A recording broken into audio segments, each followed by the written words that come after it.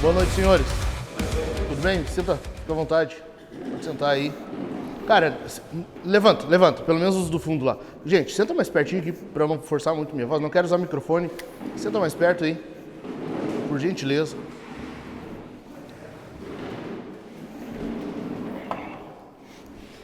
Agora sim. Muito melhor. Muito melhor.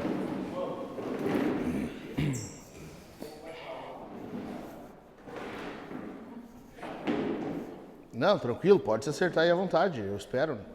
Fique de boa. Vocês querem brincar daquela brincadeira das cadeiras? Dança das cadeiras. Tranquilo, a gente espera. Como é que vocês estão, cara? Todos bem? Todos bem mesmo? Benção, glória a Deus. Coisa boa, cantar Jesus, coisa boa a gente estar junto mais uma vez. Semana retrasada a gente conversou um pouquinho e eu mencionei para vocês que o diabo ele tem duas maneiras mais comuns de militar contra a nossa vida. Lembram? O diabo ele usa sensualidade, imoralidade ou medo. É a forma mais comum de ele tentar fazer nos cair. Não que sejam as únicas, de modo nenhum, mas são as principais. O diabo, geralmente, ele procura te ganhar de uma forma ou de outra. Ou ele vai botar uma bunda na tua frente, ou ele vai te fazer ter medo de alguma situação. Agora, na nossa nação, no país do jeito que está, a gente tem a tendência a ficar mais com medo, né? Pá, mas se eu me envolver, será? Governo do jeito que está, os caras militantes aí, ideologia, isso e aquilo, e a gente fica com medo e acaba não agindo como deveria. Hoje eu quero que a gente complemente isso um pouquinho e eu quero que a gente aprenda 5 coisas, ou pelo menos 5 coisas que nós deveríamos aprender com esse irmão que foi martirizado, um mártir dos tempos modernos, talvez o mais conhecido aí do último século, que é o nosso irmão Charlie Kirk. Lembram do que aconteceu? Todos lembram? Estava na universidade, em Utah, foi atingido por um disparo, morreu e no momento ele estava respondendo perguntas sobre a fé. Os caras estavam perguntando questões sobre a fé e ele vivia isso, defendendo a fé e os princípios do cristianismo. A vida, em primeiro lugar, família, casamento, filhos, a liberdade, que, cara, tem liberdade hoje? Tem. De nada. Foi o cristianismo que conseguiu isso aí. Nós temos liberdade hoje no Ocidente? De nada. É por causa do cristianismo. Abre o teu celular nas notícias de hoje, tu vai ver, hoje a China, ela regulou mais um pouquinho, ela aumentou um pouquinho mais o controle, agora não só sobre a religião, sobre o culto, mas sobre cultos online. Cara, é isso. E a China é o que hoje? É a mentora do Brasil. O Lula, ele é fã da China e ele quer fazer tudo que faz lá, tanto que ele pediu pro cara lá trazer de confiança deles para saber como regular a internet, as redes sociais, enfim. Então, essa é a nossa realidade. E o nosso irmão, ele vivia isso.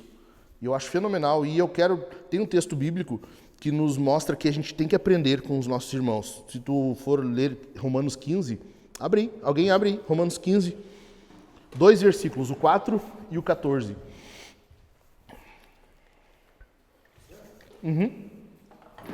O 4 primeiro. Pois tudo o que no passado foi escrito, para o nosso ensino foi escrito, a fim de que pela paciência e pela consolação das Escrituras tenhamos esperança. O 14? Então, peraí.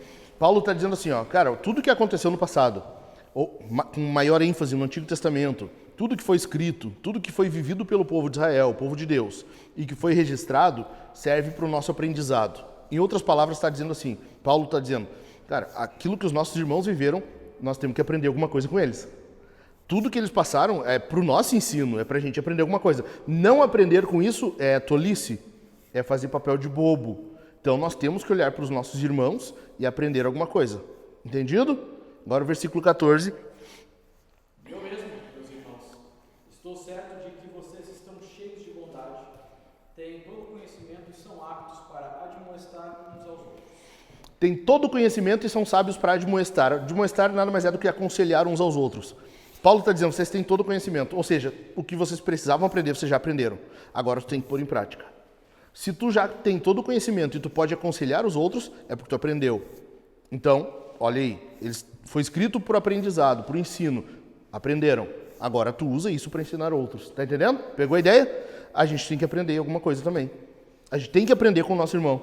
A gente tem que aprender com o que ele passou, com o que ele viveu e a morte dele, mas também a vida dele. A gente tem que aprender alguma coisa com isso.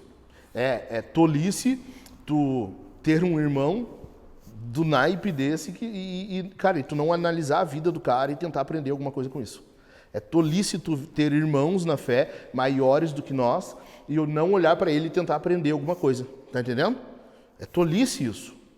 Só homens tolos vivem a vida sem pensar, sem analisar. Deus te deu um cérebro e ele quer que tu use isso. Né? Tem uns aí que tem o cérebro bem zeradinho, bem pouco utilizado. Se fosse vender no mercado negro, tirar uma grana federal. Bem pouco utilizado, quilometragem bem baixinha. Deus não quer isso de ti, cara. Ele quer que tu use, tá? Faz ferver assim, ó. Tem que sair fumacinha. Tipo o Majin Buu, entendeu? Isso aqui nem todos pegaram. Lembra do Majin Buu? Vocês não lembram? Não? Vocês são velhos, cara. Vocês são velhos, vocês não são. Entendeu? Vocês são muito velhos para isso. E aí, Deus quer que tu use, então, o teu intelecto. Tá? Tu tem que olhar os outros e tentar aprender alguma coisa. Eu faço muito isso lá em casa. Nós amamos olhar série lá em casa. Às vezes a gente olha filme também, mas a gente prefere olhar séries. E, cara, seguido a gente tá olhando, eu pauso. As meninas, a sua, o que foi? Tá se mijando? Não, eu só quero... Tá vendo o que tá acontecendo aqui? Isso aqui tá errado. O correto é assim, assim, assim. Isso aqui não deveria ser desse jeito, isso é rebeldia, isso é desobediência, e por aí vai. Entende? Tudo. Na rua, cara, a gente tá andando, eu tô mostrando pra ela, ao invés de tapar o olho, entendeu? Às vezes, minha filha, tá vendo?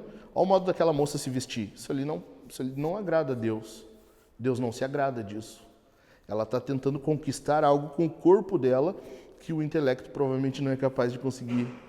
Ela tá tentando chamar atenção quando não deveria. Ela tem que tentar chamar atenção depois que casar, do marido dela. Aí te enlouquece. E as meninas ficam com vergonha, tá ligado? Mas é verdade, te enlouquece, meu filho. Mas quando for casada, tá bom? Tá bom, papai. Sabe? E eu vou andando na rua e vou mostrando, sabe? Cara, olha o que está acontecendo, isso e aquele outro. Então, por quê? Porque a gente tem que ir aprendendo não só conosco, entende? Eu tenho um semi-sermão pronto já, e um dos pontos que ainda a gente vai falar sobre isso é: tu não aprende só com os teus erros. Isso é uma coisa da cultura, entendeu? Tu tem que aprender com os teus erros. Não, cara, não, tá errado. Tá muito errado. Tá? Entendido? Então vamos lá. Primeira coisa, de 5 lições que a gente tem que aprender com a morte do nosso irmão e, consequentemente, ou junto disso, com a vida dele. Primeiro lugar. E a gente não vai demorar muito. Eu quero que a gente dê um pouco mais de ênfase nas mesas, na conversa. Então vamos lá, ganha tempo. Primeiro lugar, tenha o propósito certo para viver. Tu tem que ter o propósito certo para viver. A gente ouve muito hoje falar sobre ter o propósito para viver, né? Tu tem que viver com propósito. Cara, tu tem que viver com propósito. Qual é o propósito de vida que tu tem? Tu vive por quê? Para quê? Tu vive pelo quê? E ok, parte da pergunta tá certa, só que ela não é uma pergunta completa. A pergunta completa é: tu tá com o propósito certo de vida? Tu tem um propósito certo, porque viver por um propósito, qualquer um pode. Só que às vezes tu vai gastar a tua vida e tá vivendo por um propósito errado. Inútil, tolo, fútil. Basicamente, o que Deus quer de nós é que nós tenhamos um propósito correto de vida. A Bíblia mostra para nós, a primeira pergunta do catecismo, se eu não me engano, de Westminster. Cara, para que a gente vive? Para a glória de Deus. Então, o que define o teu propósito de vida? A tua fé? Tá entendendo? Tu vive pelo quê? Cara, eu quero muito crescer na minha profissão. Tá, mas com que propósito? Esse não pode ser o último propósito. Tu tem que ter um além desse. Tu tem que ter um propósito final. Tu vive pelo quê? Charlie Kirk, ele mostrou para nós o propósito de vida dele, cara. Era glorificar a Deus. Era glorificar a Deus, ele tinha um propósito de vida. Eu postei no grupo da educação lá, do que nós temos da igreja, vocês leram? O cara se converteu numa igreja que o Wayne Grudem criou. Numa escola que o Wayne Grudem criou. Cara, Wayne Grudem. E olha o fruto que o cara teve. Tá entendendo? Primeiro, nós estamos falando de Wayne Grudem. O cara tem uma... Acho que ele está vivendo pelo propósito certo, né? Todos nós aqui já fomos, de alguma forma, beneficiados com o ministério dele. Criou uma escola, década de 80. Na escola, um dos alunos foi Charlie Kirk, que cresceu aí, daí cristão. Depois, o que aconteceu? Eu não conheço detalhadamente a vida do cara, mas eu sei que quem direcionou ele para fazer isso, viver apologeticamente, defendendo a fé, principalmente nas universidades, foi o pastor dele. O pastor, eles faziam grupos de estudos, adolescentes, jovens, eles tinham grupos de estudos bíblicos. E nessa ele percebeu que o cara tinha uma veia um pouquinho melhor para apologética, para defesa da fé. O que o pastor fez? Cara, pensa mais nisso aí, meu. Tu tem condições, Deus te deu um dom. Tu não pode ficar só aqui, tu tem que sair, vai adiante. O cara foi no cerne da ideologia hoje, da doutrinação hoje, foi nas universidades. Cara, me diz uma universidade que não tem doutrinação ideológica hoje progressista, aqui no Brasil. Tu lembra de alguma? Eu não. Tu lembra? Eu não lembro de uma. Não tem? Entende? O cara fez isso, ele foi lá no meio da universidade debater. E detalhe, ele foi para defender a fé. É isso. Em outras palavras, ele evangelizava afirmando aquilo que ele cria ser o que Deus concorda, o que Deus aprova, o que Deus quer. Ele tinha um propósito de vida e esse propósito era um propósito correto. Então, não basta a gente ter um propósito de vida. Hoje, eu estava vendo é um canal que tem... É uma mistura de podcast com comediantes. E o cara estava mostrando um casal que o grande propósito de vida do casal é a mulher trair o cara e o cara se alegra em ser corneado. E o propósito do cara, o objetivo dele, é ser o maior corno do Brasil. Cara, me diz, que propósito é esse? Um cara desse, certamente, eu não tenho dúvida em falar isso, o cara desse, ele já foi dominado ele já foi dominado pela pornografia e a pornografia até já cuspiu o cara. Nem é pornografia mais que é o cara, entendeu? Não, sei lá, vai fazer alguma coisa. Entende? O cara já foi dominado.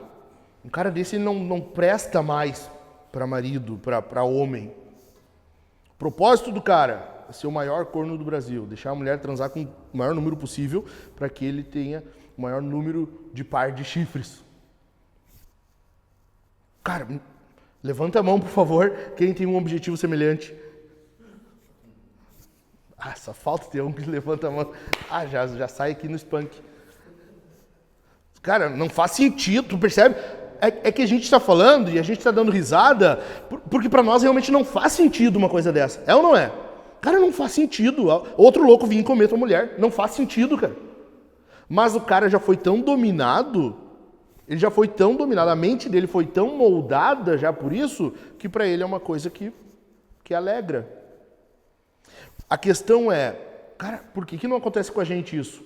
Porque a gente não foi tanto. Porque tu não te afundou tanto na pornografia. Porque tu não te deixou ainda influenciar tanto pela cultura. Porque poderia acontecer com qualquer um de nós aqui. Basta tu te enfiar na maldita pornografia e o teu sonho vai ser um corno, vai ser corno. No mínimo. Eu já falei pra vocês, eu aconselho pessoas, e eu já aconselhei vários caras que de tanto consumir pornografia, eles não têm mais prazer em ver vídeos pornográficos de casal, homem e mulher. O desejo deles vai além, que na pornografia se chama escalonamento. E o cara passa a ter prazer com sexo gay, dois barbudo, transando. Qual é o próximo passo? O cara vai desconfiar. Óbvio que aí o diabo vem e ele dá um tapinha, entendeu? Ele dá um empurrãozinho. Qual é a desconfiança? Cara, eu tô ficando excitado vendo isso aqui. Então eu sou gay. Logicamente, qual é o próximo passo? Experimentar. O próximo passo é o cara viver com essa desconfiança. Cara, mas eu tô olhando isso aqui, eu fico de pau duro vendo isso aqui. Ah, mas então eu devo ser gay? Como é que eu vou saber? Experimentando. E o cara vai lá e dá o boot. Entendeu? O cara vai lá e dá o cu. Aí o que acontece? Quem mente uma vez? Quem mente uma vez é? Vamos lá? Mentiroso? Quem mata uma vez é? Assassino. Tu deu o cu uma vez, meu, tu é viado. Tem um que disse que deu 3 vezes na TV e não é viado. Entendeu? Cara, é uma consequência lógica. Por que tu acha que tem tantos caras que não têm mais prazer em fazer sexo com a esposa e eles precisam de um vídeo para excitar? E aí, um dos escalonamentos é, tu não te excita mais tendo sexo com a tua esposa, nem mesmo com um vídeo, tu vai te excitar tendo outro cara comendo a tua mulher. Tu entende a que ponto chega? E é isso que está acontecendo com esse casal que eu dei de exemplo. Eu estou dando um exemplo para vocês. Tem tantas outras coisas que a gente pode se deixar dominar. Cara, se tu quer botar fora a tua família, cara, vive o teu trabalho. Começa a trabalhar 16, 18 horas por dia. Não, eu tenho que ganhar dinheiro, eu tenho que isso, eu tenho que aquilo. E deixa tua mulher e teus filhos. E deixa eles, abandona eles. Alguém vai cuidar deles, cara. Alguém vai cuidar da tua mulher. Alguém vai cuidar dos teus filhos. Alguém vai. Tu tem muitas formas de estragar tua casa. Tu tem muitas formas. Paulo diz assim, ele cita em Romanos mesmo, ele cita uma série de pecados que o homem faz isso, faz aquilo, faz aquele outro, e quando não tem mais pecado para citar, ele diz assim, e inventores de males. Ou seja, o homem ele consegue criar pecado. Tu consegue destruir a tua casa facilmente. Tu tem que ter um propósito correto para viver. Entendido? Amém ou não amém? Em segundo lugar, cara. Segundo lugar, defender a fé cristã é perigoso. Em segundo lugar, defender a fé cristã é perigoso. O que é o chamado cristão? Jesus diz assim, cada um pegue a sua cruz e siga-me. O que era a cruz naquele período? Instrumentos de morte. Hoje é tatuagem, hoje é um colarzinho, hoje é estilo de moda. Tu tem camisetas com estampa de cruz, tu tem várias coisas com cruz. Na época era uma coisa só, um instrumento de morte. Jesus está dizendo assim, pega o teu instrumento de morte e vem morrer comigo. O chamado à fé cristã é um chamado ao perigo, à morte. O que aconteceu com Charlie Kirk? Morreu. Simples. Defendendo a fé. Esse é o legítimo martírio. O que é martírio? É alguém morrer por causa da fé. Foi o que aconteceu com ele. Ele foi martirizado. Defender a fé, principalmente no mundo de hoje, é perigoso. Cara, eu postei esses tempos atrás, cara, por que a esquerda faz tanto barulho? Por que o progressismo faz tudo que faz? E esse escândalo todo, esse barulho todo? Porque está recheado de pastores fracos hoje no nosso país. Pastores fracos, líderes fracos, governantes fracos, resulta em homens fracos. Se o cara não tem um para seguir, se tu não tem alguém em quem tu te basear, em quem tu te inspirar, vai acabar acontecendo a mesma coisa. Por isso que no exército, por exemplo, em Gideão, lá no livro de Juízes, Deus diz assim que os covardes deveriam voltar para casa. A covardia, ela é quando passa, contagiosa. Ela é contagiosa. Tá entendendo? Ou seja, se tu quer viver com coragem, se tu quer ser um homem firme nas tuas convicções, tu tem que andar com caras assim. Tu tem que ser liderado por caras assim. O mundo hoje, principalmente o Brasil, está cheio de homem fraco. Cheio. Pastores fracos. Pastor que vê os caras fazendo e acontecendo de forma errada e não são capazes de chegar e dizer, cara, o que tu tá fazendo? O que tu tá fazendo, meu irmão? Os caras não são capazes de chegar e botar a mão no peito e dizer, meu irmão, para com isso. Cara, para com isso. Tá errado isso aí. Olha o que tu está fazendo contigo, com a tua família. Os teus filhos estão aprendendo isso. Tá entendendo? Ou seja, se tu não te inspirar, se tu não tiver líderes, se tu não tiver caras à tua frente de modo corajoso, tu vai te estrepar também. É isso. É isso.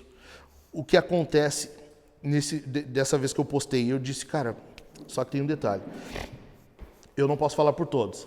Eu falo por mim.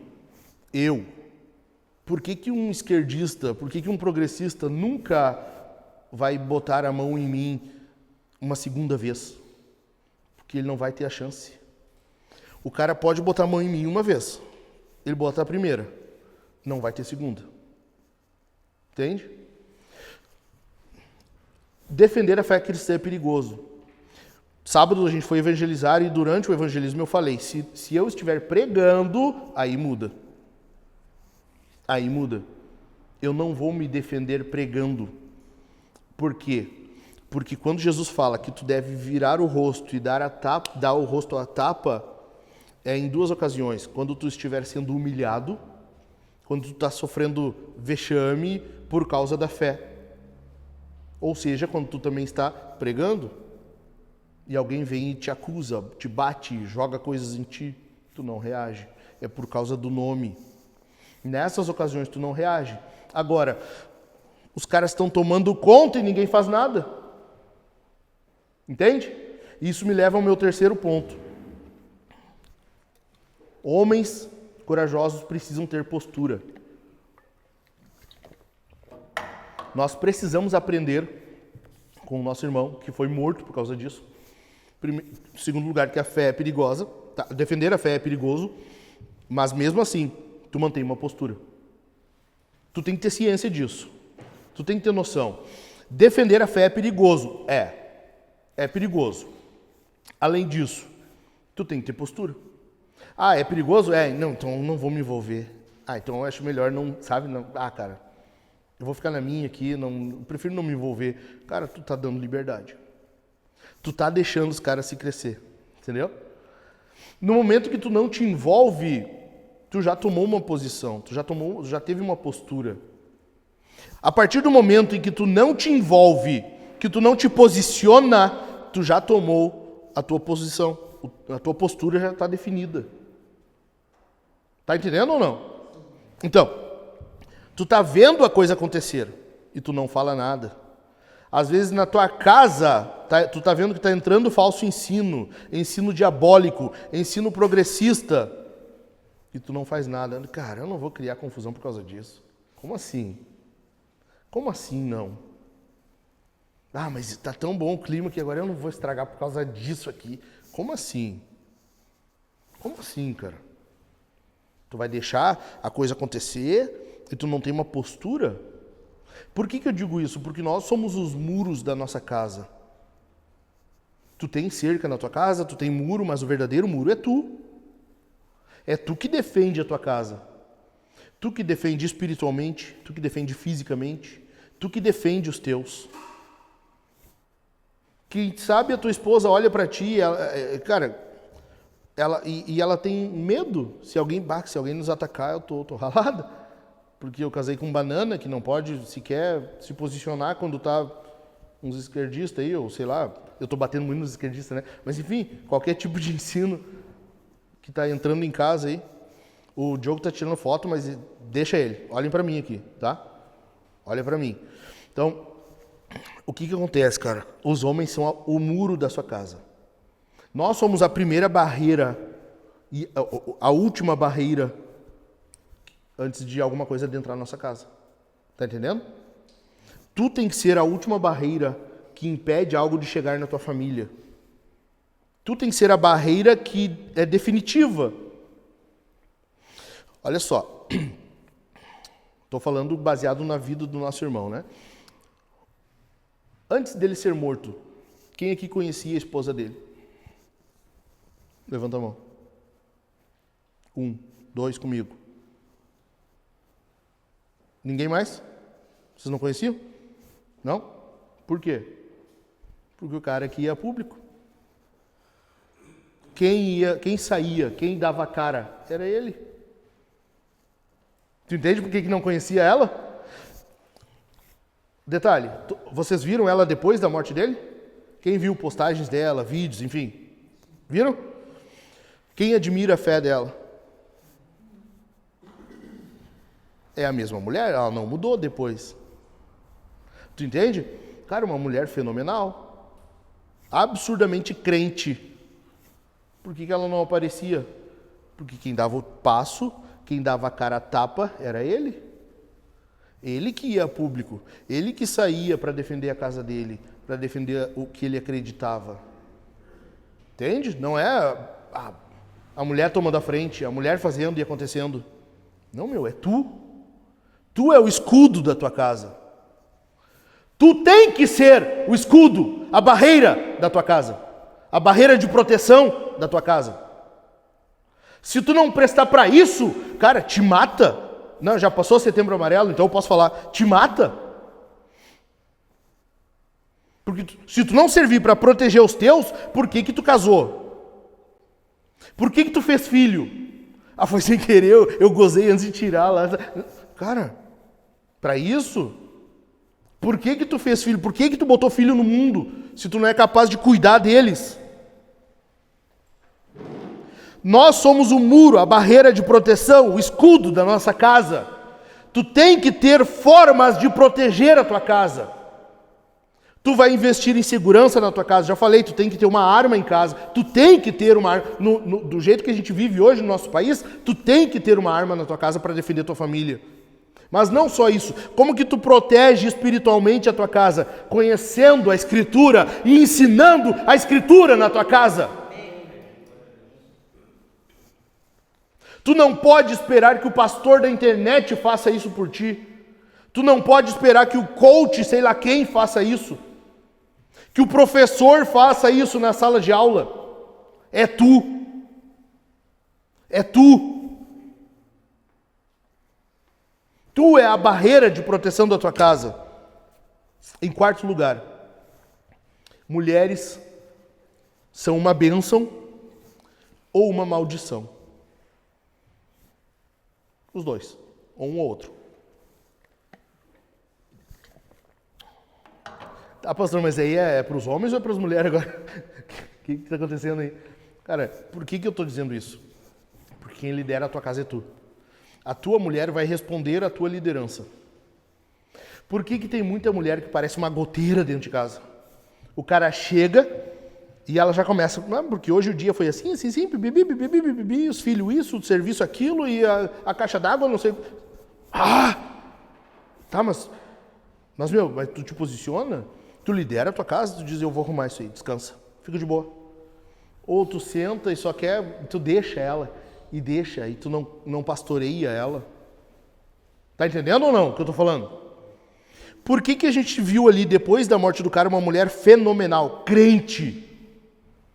Porque ele liderava ela em casa, meu. Uma mulher dessa não floresce sozinha. Biblicamente é o homem que faz isso. Efésios 5:26.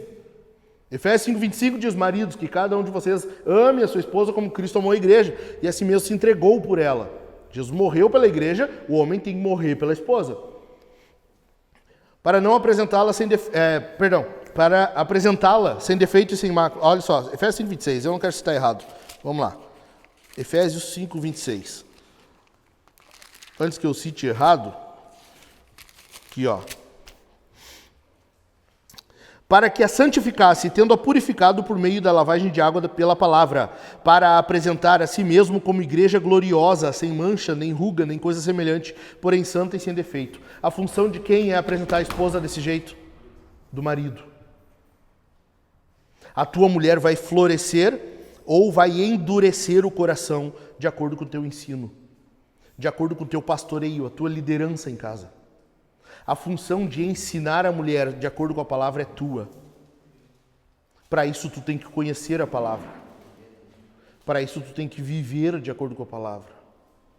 Porque uma coisa desgraçadamente desastrosa é tu querer ensinar a Bíblia se tu não cumpre a Bíblia. Eu aconselhei tempos atrás um casal que o homem ele era o teólogo dentro de casa. Ele era o cara que conhecia a Bíblia de cabo a rabo e ele podia citar as doutrinas e ensinar cada uma delas, até que ele foi pego e descoberto que ele abusava da enteada.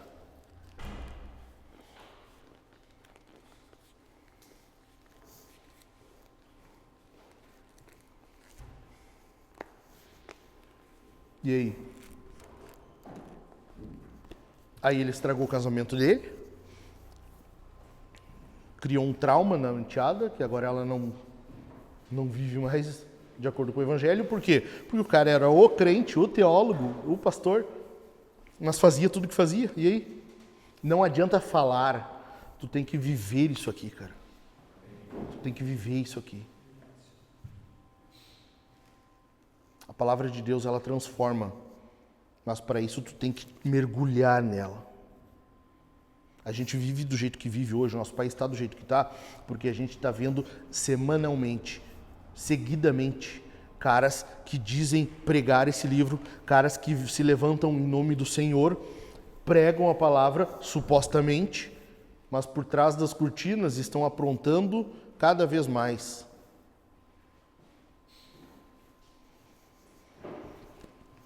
Nós temos que ser diferente, cara. Nós temos que ser diferente. Chega de cara vagabundo. Chega de cara charlatão.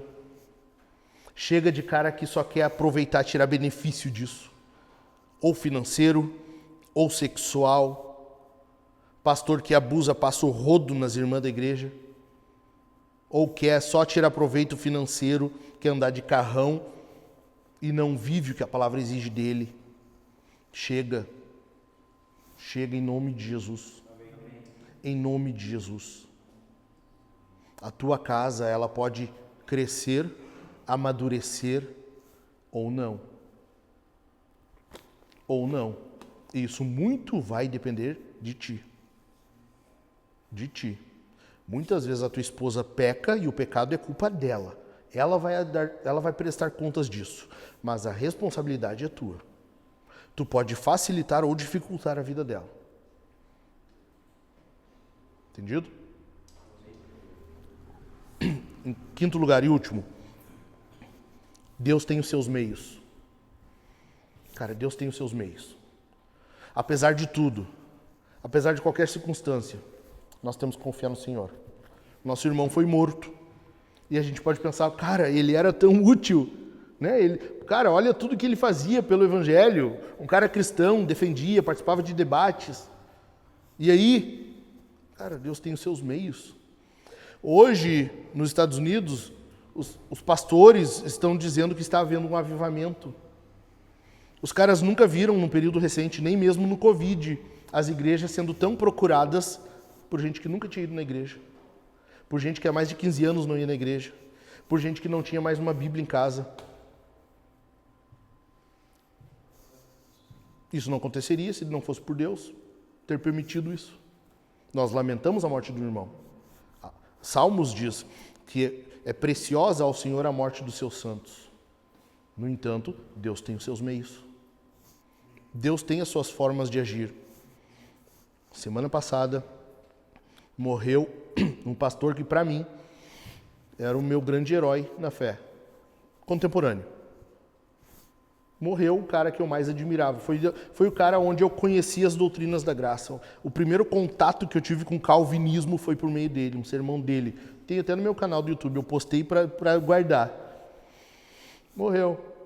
E é um cara que defendia também a fé, ele, em questão de apologética. Para mim, eu falei ontem na mentoria, para mim é o cara que ele era o mais completo no sentido de servir, de a família servir a igreja. Por quê? Porque ele falava sobre família. Ele falava sobre essa família servindo a igreja, a família, o pequeno reino servindo o grande reino, e ele fazia isso observando a cultura, analisando, discernindo a cultura. Ele falava muito sobre apologética. E na morte dele eu pensei, tá, mas e agora, Senhor? Quem é que vai fazer isso? Ninguém é insubstituível. Cara, olha para mim aqui. Ninguém é insubstituível. Primeiro, Deus continua agindo. Deus continua fazendo. A gente não é imprescindível no reino. outra coisa que tem que fazer a gente pensar, cara, tu já parou para pensar que Deus pode estar querendo que a tua família seja edificada, cresça, sejam santos, e tu não está fazendo, e Ele pode te tirar dela? Deus pode te tirar ou por bem ou por mal, ou tu não está prestando, ou tu já cumpriu o teu propósito. Está entendendo? Deus tem os seus meios. Por exemplo, a morte de Charlie Kirk resultou num avivamento. Avivamento não é ele, é Deus, mas por meio dele, por meio da morte dele. Outro detalhe, quando que tu imagina que haveria tanta gente grande, famosa, num mesmo evento, ouvindo uma pregação do Evangelho? Aconteceu isso no domingo, foi o retrasado, né? Que foi o culto memorial pela morte dele. Foi num estádio, estava Donald Trump, estava Elon Musk, estava o Marco Rubio, secretário, estava o vice-presidente, estava vários pastores, vários outros secretários. Quando que tu imagina que teria um outro evento que estariam todos eles? Pode ter? Pode. Mas um evento que o evangelho está sendo pregado? Não, daí não. Quando que Deus juntaria tanta gente assim para ouvir o evangelho sendo pregado? Deus tem os seus meios. Deus tem os seus meios. E por causa disso, nós temos que servir, nós temos que agir de acordo com a vontade de Deus. Deus tem os seus meios, mas Ele quer usar a nós para isso. Nós temos que estar de acordo com a vontade de Deus. A minha oração é: Deus, faz, só não me deixa atrapalhar. Faz, Senhor, o que Tu quiser fazer, só não me deixa atrapalhar o que Tu está fazendo. Eu quero ajudar, Senhor, eu quero fazer parte disso. Nem que seja não atrapalhando, sabe? Aquele filho, sabe quando tu tem um filho pequeno, que tu vai fazer alguma coisa e estão na volta, assim? Nós temos as meninas lá em casa, e agora a Ruth está engatinhando, quase caminhando, e às vezes tu está fazendo alguma coisa, quando tu vê ela tá chegando, assim, e vem, dali a pouco, sabe? Ela chega, do nada surge, assim, surge. Tu não sabe de onde ela surge. E tu tem que estar tirando, pega ela aqui, vai se machucar, sabe? Vai se machucar, isso aqui. Mas ela quer estar na volta. Eu só quero isso, cara, eu só quero estar na volta do que Deus está fazendo. Como um filho que quer estar junto dele. E eu quero isso para vocês também. Deus está fazendo. Deus tem os seus meios. Que Ele nos use para isso, cara. Que Ele nos use para isso. Amém? Então, eu quero que vocês tirem uns minutos para conversar. Vamos orar depois. Não, vamos orar agora, cara. Inclina tua cabeça aí. Inclina tua cabeça, vamos orar. Pai, muito obrigado, Senhor, por este mártir, essa testemunha que está neste momento ouvindo do Senhor. Bem-vindo, servo bom e fiel. Entra no descanso do Teu Senhor. Que nós possamos, ó Deus, viver essa vida aqui e não desperdiçar essa vida, Senhor. O Teu Filho veio aqui, morreu por nós. Não deixa que a gente desperdice a nossa vida. Não deixe que a gente tenha os motivos errados, os propósitos errados, fúteis, mas que tenhamos a motivação correta, que tenhamos o propósito correto de vida, de acordo com o Teu querer para nós. Não deixa, Senhor, que venhamos viver a nossa vida, pautando a nossa vida, os nossos motivos, as nossas decisões em qualquer outra coisa que não a nossa fé. Ajude-nos, Senhor, mesmo que seja perigoso, afinal de contas, defender a fé cristã hoje é perigoso. O mundo é hostil à fé cristã, o mundo odeia o cristianismo, o mundo odeia o Senhor. Jesus falou que o mundo nos odiaria por causa do seu nome. Nós temos o ódio do mundo, Senhor, por isso que a Tua palavra diz: não ameis o mundo, nem as coisas que há no mundo. Não nos deixa, Senhor, viver para o mundo, mas que o nosso propósito esteja em Ti, mesmo que isso custe a nossa vida. Eu também peço, Senhor, que Tu nos ajude para que nós venhamos ser o muro de proteção da nossa casa, para que nós sejamos o muro de proteção da igreja, para que nós sejamos o muro de proteção da sociedade. O mundo jaz no maligno, a cultura ela é totalmente anticristã. Nós estamos vendo dias de plena imoralidade, de desgraça, de corrupção, de crise financeira. Não deixe, Senhor, que nós venhamos entrar nesse curso, mas que nós sejamos contraculturais, para que nós sejamos, de fato, muros de proteção da nossa casa, da igreja, da sociedade. em nome de Jesus. Ajude, Senhor, para que a nossa casa seja estabelecida no ensino da palavra, mediante a nossa boca, por meio da nossa boca, e que as nossas esposas cresçam na fé, que as nossas esposas amadureçam, que os nossos filhos cresçam confiando no Senhor. E faz, Senhor, tudo que Tu estiver fazendo, desde que Tu faça conosco, desde que Tu nos inclua nos Teus planos, desde que Tu não permita que a gente atrapalhe, em nome de Jesus. Em nome de Jesus. Caras, conversem uns minutinhos, vai tá projetado ali, ok? Conversem sobre isso aí. Ó, em que você tem se acovardado hoje? Qual dessas coisas que nós mencionamos, que a gente conversou, que tem sido onde tu mais tem fracassado, assim, ou tem tido mais tendência a fraquejar? Qual dessas áreas tu precisa ter mais postura? Segundo lugar, morrer por algo é nobre, mas você tem vivido por algo? É muito fácil a gente dizer para a esposa, né, cara, eu morro por ti. Tá, mas e tu vive por ela? Tu gasta a tua vida pela tua esposa, pelos teus filhos, pela tua casa? Morrer por algo é muito nobre, ok, a gente não discorda nisso. Mas tu tem vivido por algo? Tu tem tido a motivação correta? Tu tem tido verdadeiro propósito de vida? Correto propósito de vida? Em terceiro lugar, quem que tu tem tentado trazer e como que a gente pode te ajudar nisso? Nós precisamos, sem ser semana que vem, na próxima quarta, ter mais caras aqui. Nós precisamos, tem mais caras precisando ouvir isso. Nós precisamos que isso aqui encha de gente. Quem que tu está investindo? Quem que tu está convidando? E como que a gente pode servir nisso? Como que a gente pode ajudar? Nem que seja orando. Traz o nomezinho dele, gente. Ó, vamos orar pelo fulano, para que ele venha, para que ele participe com a gente. Ok? Daqui uns minutinhos eu venho aí.